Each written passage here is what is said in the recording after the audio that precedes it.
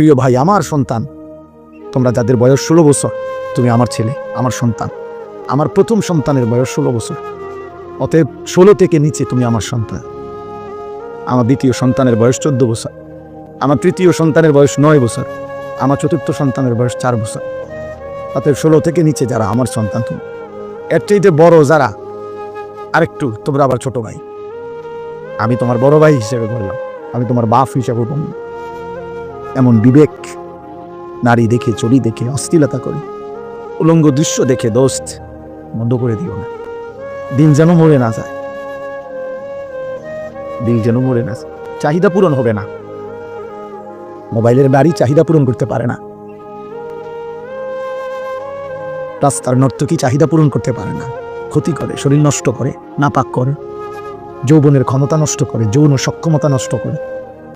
হারাম বীর্যপাতে আমি স্পষ্ট বলি, আমার যুবক, আমার সন্তান, হারাম বীর্যপাতে মানুষের নিয়ন্ত্রণ থাকে না। স্বামী স্ত্রীর মিলনে মানুষের নিয়ন্ত্রণ থাকে, কারণ ও তো আমার স্ত্রী, বিবাহিত। একদিনে শেষ করলে তো জরুরি না, বুঝেন নাই? কারণ আমি তো জানি আমার বিবি, কিন্তু অসভ্য চরিত্রহীন, ওর কোনো নিয়ন্ত্রণ থাকে না, বুঝেন নাই? ওর কোনো নিয়ন্ত্রণ থাকে না। এই জন্য সে তার বীর্যপাত, যৌন চাহিদা পূরণের ক্ষেত্রে কোনো নিয়ন্ত্রণ বুঝে না, সিস্টেম বুঝে না। এই জন্য কখনো হাত, কখনো নাপাক লজ্জাস্থান, কখনো অস্থির ছবি, কখনো উলঙ্গ দৃশ্য, কোনো বেহায়া নারী, কোনো অসৎ বন্ধুর হারাম সম্পর্ক, কোনো না কোনোভাবে নিজের যৌন চাহিদা নষ্ট করে ফেলে। একদিন অসল, অপদার্থ, অকর্মণ্য একটা দুর্ভাগ্য বদনসিব সন্তান হয়ে দুঃখে দুঃখে মরে। যদি কারো বিশ্বাস না হয়, আমার সাথে চলো। আমার কাছে অনেক ছেলের হোয়াটসঅ্যাপে ভয়েস রেকর্ড আছে, অনেক যুবকের সাথে আমার কথা আছে, সম্পর্ক আছে।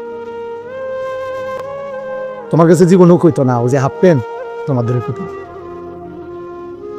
গুনাহরে শেষ করে দিয়েছে।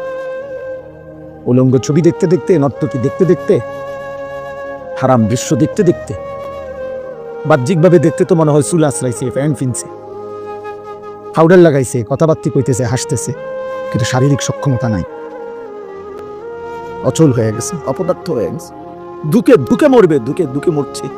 আল্লাহর কসম, রব্বে কাবার কসম করে বল, আমি তোমার বাপ, তুমি আমার সন্তান হয়ে বল।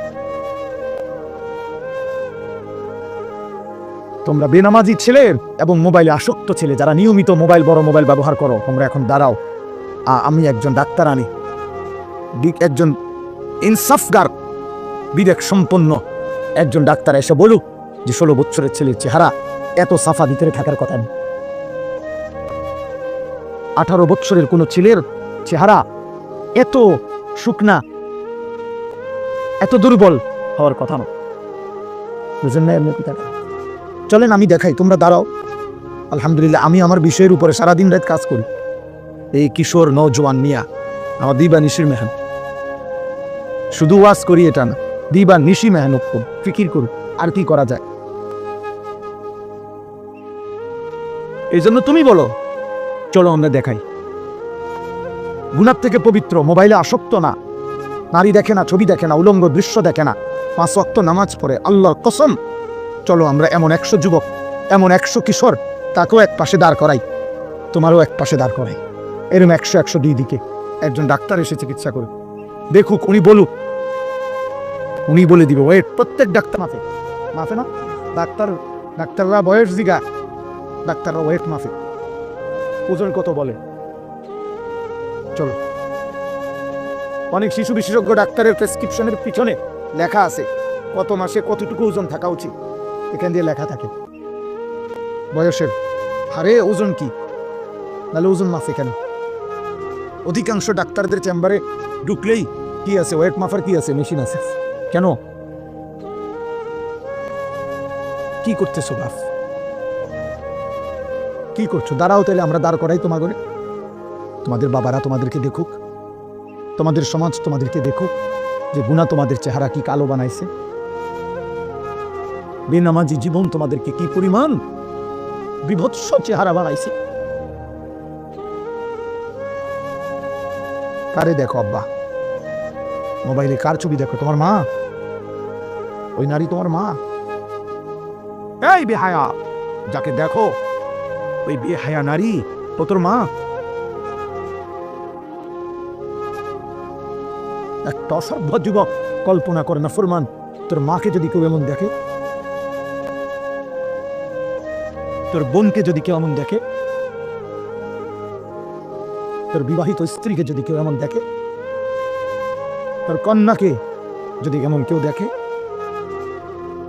তোর ফুফিকে যদি কেউ এমন দেখে, তোর খালাকে যদি কেউ এমন দেখে, আল্লাহর কসম এটা নবীজি সাল্লাল্লাহু আলাইহি সাল্লাম হাদিসে, নবীজি, আমি এটা নিজের থেকে বলি নাই, নবী এক যুবককে এটা বলছে। নবীজির জামানায় এক যুবক নবীজির কাছে জিনার ব্যভিচারের অনুমতি চাইছেন। ইজান লি বিজিনা, হাদিসের সব এই কিতাব আমার গাড়িতে আছে, ওয়ালা তাকরাবুজ জিনা এই নামে আমার কাছে একটা কিতাব আছে মোটা, ও কিতাবে আছে।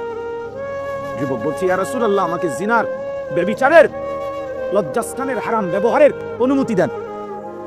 নবীজি বলছে, যুবক শোনো তো। নবীজি তাকে তখন 5টা কথা বলছে।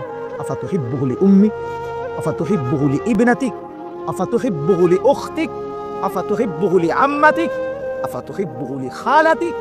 যুবক, তুমি কি পছন্দ করো তোমার মায়ের সাথে কেউ জিনা করুক, তোমার মেয়ের সাথে কেউ জিনা করুক, তোমার বোনের সাথে কেউ জিনা করুক, তোমার খালার সাথে কেউ জিনা করুক, তোমার ফুফির সাথে কেউ জিনা করুক?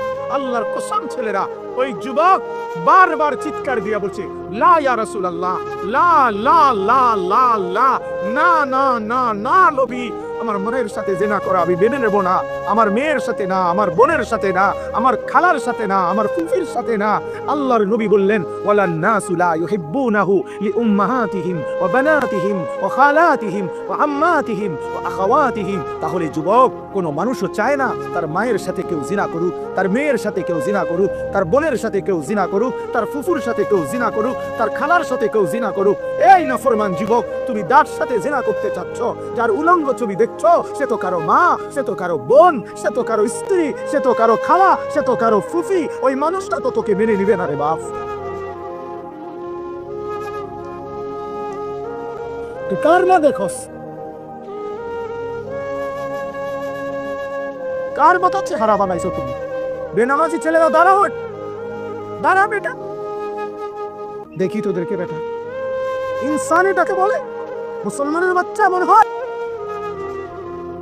মুসলমানের ঘরে জন্ম নিছ? দাঁড়াও, এখন আমি দাঁড় করাই, আমার অনুমতি দেন, আমি দাঁড় করাই। বেনামাজি অসতের চেহারা তো দেখলেই চেনা যায়।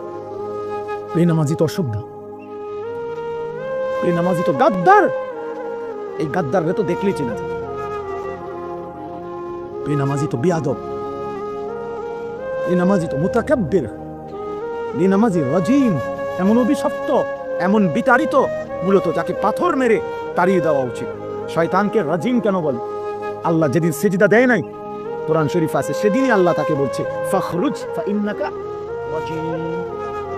আল্লাহ বলছে, ইবলিস সিজদা দিলি না, বেরো, বেরো, আজকে থেকে তুই রাজিম। আউযু বিল্লাহি মিনাশ শাইতানির। এই যে এই রাজিম শয়তানকে বলা হয়েছে যেদিন সিজদা দেয় না।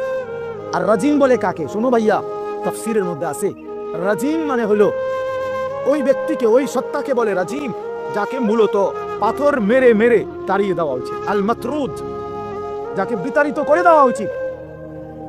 এই জন্য অর্থটাই এটা বলে যে আমি বিতাড়িত শয়তান হতে আল্লাহর কি চাচ্ছি। এ বিতাড়িত শব্দের আরবি কি? রাজিম, যাকে পাথর মেরে বিতাড়িত করে দেওয়া, এই সমাজচ্যুত করা উচিত। এই জন্য রজম এই তাফসীরে আছে, আমি নিজে পড়ছি। এই জন্য ইসলামী শরীয়তে কোনো পুরুষ, বিবাহিত পুরুষ যদি স্ত্রীকে বাদ দিয়ে অন্য মহিলার সাথে জিনা করে, তার শাস্তি হলো রজম, পাথর মেরে হত্যা করা। কোনো মহিলা যদি বিবাহিত, সে যদি নিজের স্বামী ব্যতীত অন্য কোনো পুরুষের সাথে জিনা করে, তার শাস্তি হলো তাকে পাথর মেরে মেরে হত্যা করা। এইটাকে বলে রজম। রজম এটাকে কি বলে? এইটা যে শব্দ, রাজিম ওই একই শব্দ। বুঝছেন আব্বা? এটা আল্লাহ পাক ওই দিন বলছে যেদিন সেজদা দেয়নি, যেদিন সে সেজদা দেয়নি। এজন্য আল্লাহ তাকে বলছে ফাইন্নাকা রাজিম। এজন্য প্রত্যেক বছর এই সেজদাবিহীন নাফরমান শয়তান মুমিনের ইমানদারের এত ঘৃণিত মুমিন প্রতি বছর 8 লাখ টাকা খরচ কইরা 7 লাখ টাকা খরচ কইরা জীবনের সম্পদ জমাইয়া কলিজার সবটুকু ঘৃণা নিয়া হজ্জের সফরে টানা 3 দিন এই অভিশপ্ত শয়তানদের পাথর মারে। ওই যে রাজিম, যে ওদের মূলত কি রাজিম, যে এই জন্য পাথর মারে।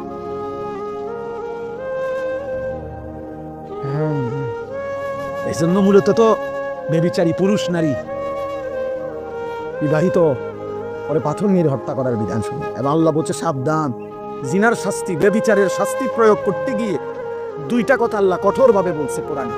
1 নাম্বার হলো ওয়ালা তাখুজকুম বিহিমা রাফাতুম ফি দীনিল্লাহ। আল্লাহ বলছে সাবধান, বেবিচারের শাস্তি প্রয়োগ করতে গিয়ে তোমাদের কারো অন্তরে যেন কোনো দয়া মায়া অনুকম্পা না আসে। আহলাদ দেখাইও না, আহলাদ দেখাইও না, অসভ্য ফুতরে ঠিক করো আগে, এনে ফেক নাই দেখাইও। আল্লাহ নিজে বলছে আমি আরহামুর রাহিমিন, আমি বলছি শাস্তি দিতে। আমার নবী রাহমাতুল্লিল আলামিন, নবীজি রাহমাতুল্লিল আলামিন কিনা কথা বলে না কেন? সেই নবী সাল্লাল্লাহু আলাইহি সাল্লাম তার হায়াতে মদিনার জমিনে তিনি নিজ অনুমতিতে সাহাবায়ে কেরামের মাধ্যমে ব্যভিচারী পুরুষকে পাথর মারাইয়া হত্যা করাইছেন, ব্যভিচারী নারীকে পাথর মারিয়ে হত্যা করেছেন, মাইজ ইবনে মালিক আসলামীকে পাথর মেরে হত্যা করাইছেন, গামেদিয়া গোত্রের একজন নারীকে ইমরাআতে গামেদিয়াকে পাথর মেরে হত্যা করাইছেন। আবু বকর সিদ্দিক ওনার খেলাফত আমলে এই রজন পাথর মারার শাস্তি কার্যকর করেছেন, ওমরে ফারুক কার্যকর করেছেন, ওসমানের জামানায় কার্যকর করেছেন, আলীর জামানায় আলী কার্যকর করেছেন। তুমি বুঝো আপনা, আজ যদি ইসলামী খেলাফত থাকতো, আর যদি আল্লাহর জমিনে কালেমার খেলাফত থাকতো, তো তুমি কোনো নারীর দিকে চোখ তুলবা, চোখ খুললা ফেলতো।